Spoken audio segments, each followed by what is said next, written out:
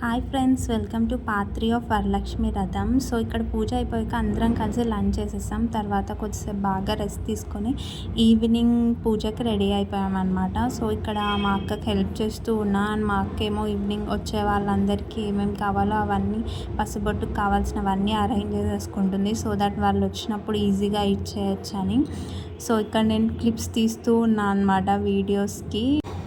బుజ్జి చిన్న మహాలక్ష్మి కూడా వచ్చింది మా ఇంటికి. ఆ బుజ్జి పాపకు కూడా పసుపు బొట్టు ఇచ్చేసింది మా అక్క.